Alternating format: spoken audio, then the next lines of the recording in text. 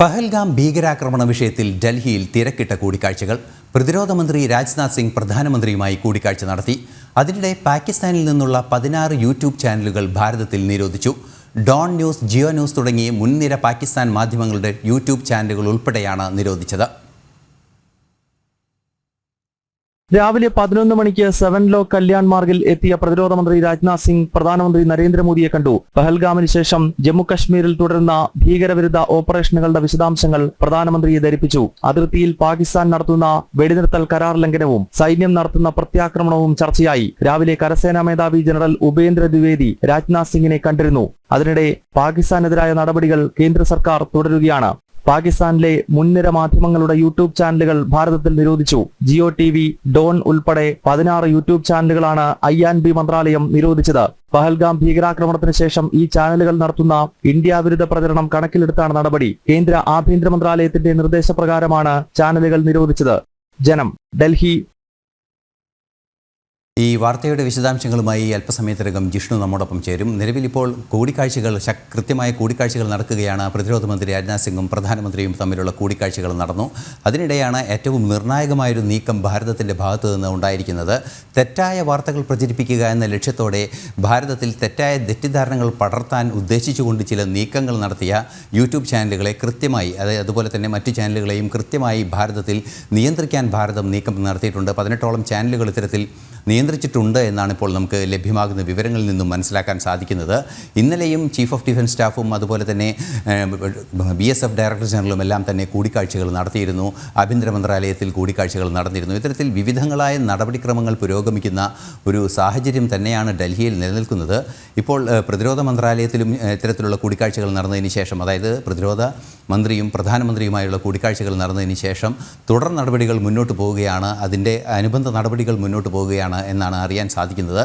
വലിയ ഭീഷണി, അതായത് ഈ ഇൻഡസ് നദിയുടെ ജലവിതരണം സംബന്ധിച്ച വിഷയത്തിൽ വലിയൊരു വെല്ലുവിളി പാകിസ്ഥാൻ ഉയർത്തുന്ന ഒരു സാഹചര്യത്തിൽ കടുത്ത നടപടികളിലേക്ക് നീങ്ങേണ്ട ഒരു അവസ്ഥ തന്നെയാണ് ഇപ്പോൾ ഉള്ളത് എന്നാണ് മനസ്സിലാക്കാൻ സാധിക്കുന്നത്. നിലവിൽ നമുക്ക് ലഭ്യമാകുന്ന സൂചനകളെല്ലാം അനുസരിച്ച് വലിയൊരു വെല്ലുവിളി ആ മേഖലയിൽ പാകിസ്ഥാനും ഭീകരരും ഉയർത്താനുള്ള സാധ്യതയുള്ളത് കൊണ്ട് തന്നെ കൃത്യമായ ഒരു അർദ്ധസൈനിക മുന്നേറ്റം ഉണ്ടാകേണ്ടതുണ്ട് എന്ന് തന്നെയാണ് പ്രതീക്ഷിക്കുകയും ചെയ്യുന്നത്. അതിനുള്ള നടപടിക്രമങ്ങളാണ് പുരോഗമിക്കുന്നത് എന്നാണ് അറിയാൻ സാധിക്കുന്നത്.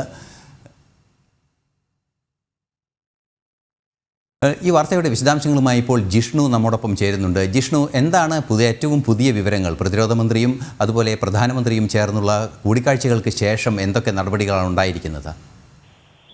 ഏറ്റവും നിർണായകമായിട്ടുള്ള കൂടിക്കാഴ്ചകളാണ് ഡൽഹിയിൽ നടക്കുന്നത്. കാരണം രാജ്യം പഹൽഗാം ഭീകരാക്രമണത്തിന് ശേഷം നയതന്ത്ര തലത്തിലും സൈനിക തലത്തിലും നിർണായകമായിട്ടുള്ള ചുവടുവെപ്പുകളാണ് നടക്കുന്നത്. അതുകൊണ്ട് തന്നെ ഏറെ നിർണായകമായിട്ടുള്ള കൂടിക്കാഴ്ച ഇന്നിപ്പോൾ ഡൽഹിയിൽ നടന്നിരിക്കുകയാണ്. പ്രധാനമന്ത്രി നരേന്ദ്രമോദി അദ്ദേഹത്തിന്റെ വസതിയിൽ 7 ലോ കല്യാൺ മാർഗിലെ വസതിയിലെത്തിയാണ് പ്രതിരോധ മന്ത്രി രാജ്നാഥ് സിംഗ് യോഗം ചേർന്നിട്ടുള്ളത്. ഈ യോഗത്തിൽ നിലവിൽ സൈന്യം സ്വീകരിച്ചിട്ടുള്ള നടപടികൾ, അതിർത്തി മേഖലകളിലും ജമ്മു കാശ്മീരിലുമുള്ള സൈനിക നീക്കങ്ങൾ, പ്രതിരോധ നടപടികൾ, ഭീകര ശക്തികൾക്ക് തിരിച്ചടി നൽകുന്നതുമായി ബന്ധപ്പെട്ട സൈനിക നടപടികൾ, ഇവ സംബന്ധിച്ചുള്ള വിശദീകരണം പ്രതിരോധ മന്ത്രി പ്രധാനമന്ത്രിയെ അറിയിച്ചു എന്നുള്ളതാണ് മനസ്സിലാക്കുന്നത്. പ്രധാനമന്ത്രിയുമായുള്ള കൂടിക്കാഴ്ചയ്ക്ക് തൊട്ടുമുമ്പ് പ്രതിരോധ മന്ത്രി രാജ്നാഥ് സിംഗ് കരസേനാ മേധാവി ഉപേന്ദ്ര ദ്വിവേദിയുമായി കൂടിക്കാഴ്ച നടത്തിയിരുന്നു. കരസേനാ മേധാവി കഴിഞ്ഞ ദിവസം ജമ്മു കാശ്മീരിൽ നേരിട്ട് സന്ദർശനം നടത്തി അവിടെ സ്ഥിതിഗതികൾ വിലയിരുത്തിയിട്ടുണ്ട്. കൂടാതെ ഇന്നലെ വൈകിട്ട്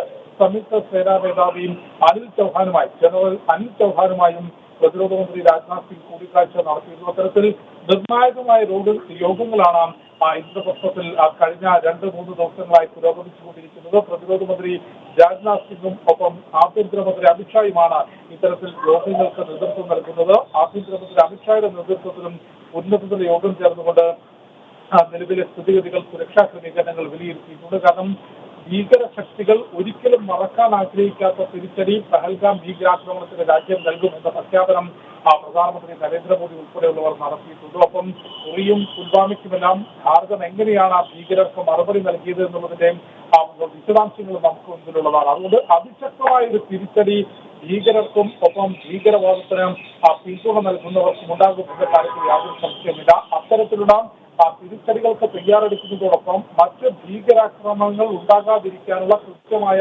പ്രതിരോധ നടപടികൾ കൂടി ഭാരതം സ്വീകരിക്കുകയാണ്. ജമ്മു കാശ്മീരിൽ അതിശക്തമായിട്ടുള്ള സുരക്ഷാ ക്രമീകരണങ്ങളാണ് ഒരുക്കിയിട്ടുള്ളത്. പഞ്ചാബ്, ഹരിയാന, ഹിമാചൽ പ്രദേശ് എന്നീ സംസ്ഥാനങ്ങളിൽ നിന്ന് കൂടുതൽ സേനാ യൂണിറ്റുകൾ ജമ്മു കാശ്മീരിൽ വിന്യസിച്ചിട്ടുണ്ട്. അതിർത്തി മേഖലകളിൽ കൂടുതൽ മിസൈൽ ലോഞ്ചറുകളും കാശ്മീരിൽ വിന്യസിച്ചിട്ടുണ്ട്. അതിർത്തി മേഖലകളിൽ കൂടുതൽ മിസൈൽ ലോഞ്ചറുകളും അത്തരത്തിൽ അത്യാധുനിക യുദ്ധ സാമഗ്രികൾ വരെ നിരത്തിക്കൊണ്ട് യുദ്ധത്തിന് സമാനമായിട്ടുള്ള തയ്യാറെടുപ്പുകൾ ഇതിനോടകം തന്നെ ഭാരതം നടത്തിയിട്ടുണ്ട്. ഈ പശ്ചാത്തലത്തിലാണ് രാജ്യ തലസ്ഥാനത്ത് നിർണായകമായിട്ടുള്ള കൂടിയാലോചനകൾ നടക്കുന്നത്. പ്രതിരോധ മന്ത്രി രാജ്നാഥ് സിംഗ് പ്രധാനമന്ത്രിയെ കണ്ടുകൊണ്ട് നിലവിലെ സാഹചര്യങ്ങളും സൈനിക നീക്കങ്ങളും സംബന്ധിച്ച് വിശദീകരിച്ചിട്ടുണ്ട്. കൂടാതെ ഉന്നത ഉദ്യോഗസ്ഥരുമായി പ്രതിരോധ മന്ത്രിയും ആഭ്യന്തരമന്ത്രിയും തുടർച്ചയായിട്ടുള്ള യോഗങ്ങൾ ചേരുന്നുണ്ട്.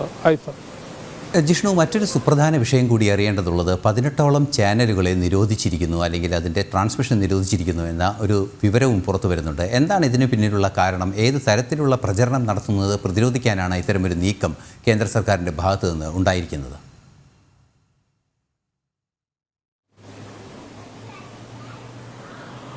ഐസൻ, ഈ വിഷയത്തിൽ പാകിസ്ഥാനിലെ പ്രധാനപ്പെട്ട ചാനലുകളുടേതുൾപ്പെടെയുള്ള യൂട്യൂബാണ് ഇപ്പോൾ ഭാരതത്തിൽ നിരോധിച്ചിട്ടുള്ളത്. അത് സംബന്ധിച്ച് കൃത്യമായിട്ടുള്ള അറിയിപ്പുകൾ യൂട്യൂബിനുമൊപ്പം സമൂഹ മാധ്യമങ്ങൾക്കുമെല്ലാം തന്നെ നൽകിയിട്ടുണ്ട്. കാരണം പെഹൽഗാം ഭീകരാക്രമണത്തിന് ശേഷം പാകിസ്ഥാൻ മാധ്യമങ്ങൾ നടത്തുന്ന അസത്യമായിട്ടുള്ള പ്രചരണങ്ങൾ, ഭാരത വിരുദ്ധ പ്രചരണങ്ങൾ, ഇവ തടയുന്നതിനാണ് ഇത്തരത്തിലൊരു നടപടി സ്വീകരിച്ചിട്ടുള്ളത്. അതിന്റെ ഭാഗമായിട്ടാണ് പാകിസ്ഥാനിലെ പ്രമുഖ ചാനലുകളുടേതുൾപ്പെടെ 16 യൂട്യൂബ് ചാനലുകൾ ഇപ്പോൾ ഭാരതത്തിൽ നിരോധിച്ചിട്ടുള്ളത്. ഒപ്പം രാജ്യത്തെ മാധ്യമങ്ങൾക്കും വളരെ കൃത്യമായിട്ടുള്ള മുന്നറിയിപ്പും നിർദ്ദേശവും കേന്ദ്ര വാർത്താ വിതരണ പ്രക്ഷേപണ മന്ത്രാലയം കഴിഞ്ഞ ദിവസം നൽകിയിരുന്നു. കാരണം ഒരു സുപ്രധാനമായ നിർണായകമായിട്ടുള്ള സാഹചര്യത്തിലൂടെയാണ് രാജ്യം കടന്നു പോകുന്നത്. അതുകൊണ്ട് സൈനിക നീക്കം, പ്രതിരോധ നടപടികൾ, ഇവയുടെ തത്സമയ സംരക്ഷണം ഒരു കാരണവശാലും നൽകരുതെന്ന വ്യക്തമായ നിർദ്ദേശം വാർത്താ വിതരണ പ്രക്ഷേപണ മന്ത്രാലയം നടത്തിയിരുന്നു. അതിന് വളരെ കൃത്യമായിട്ടുള്ള ഉദാഹരണങ്ങൾ സഹിതം മുംബൈ ഭീകരാക്രമണത്തിന്റെ സമയത്തുൾപ്പെടെയും മാധ്യമങ്ങളുടെ തത്സമയ സംരക്ഷണം വലിയ പ്രത്യാഘാതം ഉണ്ടാക്കിയിട്ടുണ്ട്. അതുകൊണ്ട് നിലവിൽ സൈനിക നീക്കങ്ങൾ സംബന്ധിച്ചും പ്രതിരോധ നടപടികൾ സംബന്ധിച്ചുമുള്ള തത്സമയ സംരക്ഷണം നൽകരുത്. കൂടാതെ സമൂഹ മാധ്യമങ്ങൾ, രാജ്യത്തെ എല്ലാ വാർത്താ ഏജൻസികളും വാർത്താ പ്ലാറ്റ്ഫോമുകളും മാധ്യമ പ്ലാറ്റ്ഫോമുകളും ഉത്തരവാദിത്വത്തോടുകൂടി പ്രവർത്തിക്കണമെന്നും ഊഹാപോഹങ്ങൾ ഔദ്യോഗികമായിട്ടുള്ള വാർത്തകളായി അല്ലെങ്കിൽ ഔദ്യോഗികമായി സ്ഥിരീകരിച്ച വാർത്തകളായി നൽകരുത്. വാർത്തകൾ റിപ്പോർട്ട് ചെയ്യുമ്പോൾ വളരെ കൃത്യമായി രാജ്യ സുരക്ഷ കണക്കിലെടുത്തുകൊണ്ട് ഉത്തരവാദിത്വത്തോടുകൂടി പെരുമാറണം എന്നുള്ള നിർദ്ദേശം കേന്ദ്ര സർക്കാർ നൽകിയിരുന്നു. അതിന് പിറകെയാണ് ഇത്തരത്തിൽ ഭാരത വിരുദ്ധ പ്രവർത്തനങ്ങൾ, പ്രചാരണങ്ങൾ നടത്തുന്നു എന്ന് വ്യക്തമായതിനെ തുടർന്ന് പാകിസ്ഥാൻ യൂട്യൂബ് ചാനലുകൾക്ക് 16 യൂട്യൂബ് ചാനലുകൾക്ക് ഭാരതത്തിൽ വിലക്കേർപ്പെടുത്തിയിട്ടുള്ളത്. ഐസൻ.